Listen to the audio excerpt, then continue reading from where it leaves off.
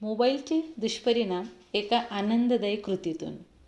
आज मी विद्यार्थ्यांना मोबाईलचे फायदे व तोटे या दोन्ही गोष्टी सांगत असताना मुलांना डोळ्यांवर ताण येऊन दृष्टिदोष निर्माण होऊ शकतो हे सांगितले.